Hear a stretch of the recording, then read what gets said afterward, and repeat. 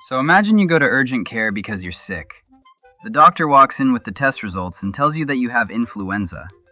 It sounds medical, a scientific term for a virus. But it isn't.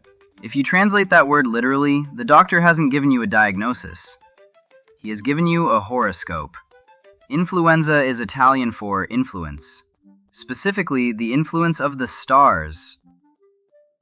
Centuries ago, doctors believed that an ethereal fluid flowed down from the heavens to shape our destiny on Earth. When that fluid turned bad, you got sick. You were under the influence. Crazy, right? We think we've left magical thinking behind. We think we speak the language of science, business, and politics. But today, I'm going to show you that almost every time you open your mouth, you are actually casting a spell. Language is so important and complex. The more you know about it, the more you can do with it. From sounding more intelligent at work to mastering new skills like artificial intelligence. You see the connection there? Intelligence and language are joined at the hip. Today we're going to decode the unexpected origins of some words that you've definitely used. And by the end of this video, you'll realize that we never really stopped worshiping the sky. We just hid it in our dictionaries. Let's talk about when things go wrong. Let's talk about a disaster. To us, a disaster is a stock market crash, a hurricane, or a spilled cup of coffee. But look at the word. Dis, which means bad or apart, and astrum, which means star.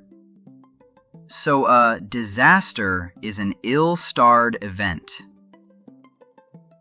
When you say, "This party is a disaster," you are claiming that the planets have aligned to destroy your social life. So, how do you avoid a disaster? You have to think carefully. You have to consider your options. Wink, wink. Consider comes from the Latin com, which means with, and sidus, which also means star. To consider didn't mean to think. It meant to study the stars with great care. This is what I'm talking about. It's like, what?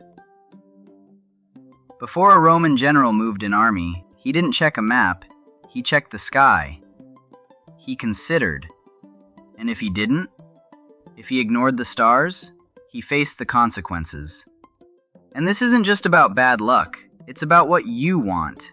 When you feel a deep desire for something, a new car, a person, or a promotion, that word comes from D, which means away, and yep, you guessed it, sidus, star. To desire literally means to regret that the stars are missing. It's the feeling of being abandoned by the heavens, looking up and seeing nothing but darkness. Okay, so the stars control our luck. But surely they don't control us, right? Well, let's look at the lunatic. We use this word for someone crazy, wild, unpredictable. But it comes from luna, the moon. It was the belief that the phases of the moon physically pulled on the moisture in your brain, driving you mad.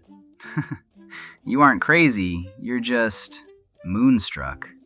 And it goes even deeper than that!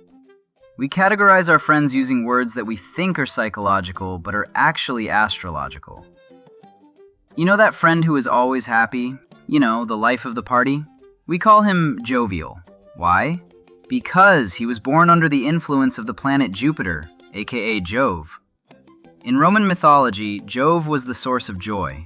To be jovial isn't a personality type, it's a planetary alignment. We're just getting started. What about the guy who is gloomy and depressed? He is Saturnine. He is under the heavy, sluggish influence of the planet Saturn. The alchemists identified Saturn with lead, heavy, dull, and poisonous. You have my permission to drop Saturnine in conversation, by the way. And that unpredictable friend? You know, the one who changes their mind every 5 seconds? They are mercurial. They are possessed by Mercury, the planet that represented the god of thieves and business. Us, quote-unquote, modern people, we stopped checking horoscopes, but we kept the labels. We label our bosses, our children, and our spouses based on which Roman god we think is possessing them. But the sky isn't the only place where the old gods are hiding. Sometimes they are hiding in your Fear. Have you ever felt sudden, irrational fear? The kind that makes you want to run without even knowing why? We call that panic. This word is a ghost story. Get this, it comes directly from the Greek god Pan.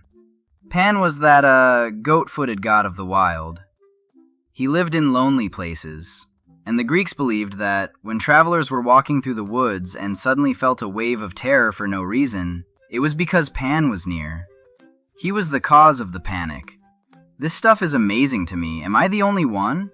So, a panic attack isn't a medical condition. It is a visit from a goat god.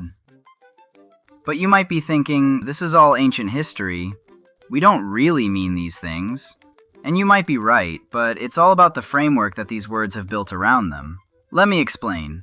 Think of words like old houses. You might put in new furniture in it. Those are the modern definitions. But you are still walking through the same hallways that the original architect built. You can't walk through a wall just because you forgot who built it. The word disaster forces us to treat failure as a cosmic event, whether we realize it or not, right?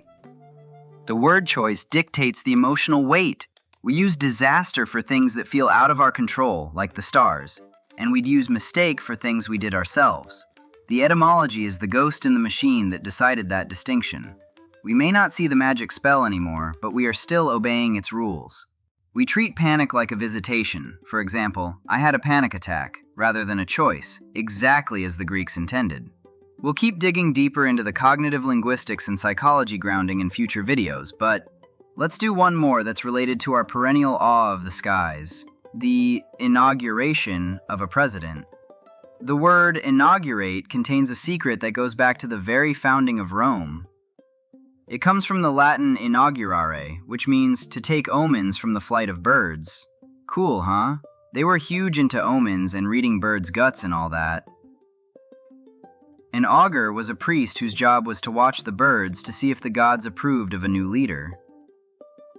If the birds flew the right way, the leader was inaugurated. This is why we still say a plan has good auspices or is inauspicious. Auspices comes from avis, which means bird, plus specere, which means to look. It literally means bird watching. So, when a president stands on the steps of the Capitol to be inaugurated, linguistically, we are waiting for the birds to tell us if he's going to be a good leader. We live in skyscrapers. We carry supercomputers in our pockets. We have mapped the human genome. But look at our language. When we get sick, we blame the stars. Influenza. When we crash, we blame the stars. Disaster. When we are sad, we miss the stars. Desire. When we are scared, we blame the goat god. Panic. And when we elect a leader, we watch the birds. Inauguration. We aren't as modern as we think. We are just wearing better clothes. So the next time you check your horoscope, don't feel silly. You've been doing it in pretty much every sentence you speak anyway. Subscribe if you want more of this. Thanks.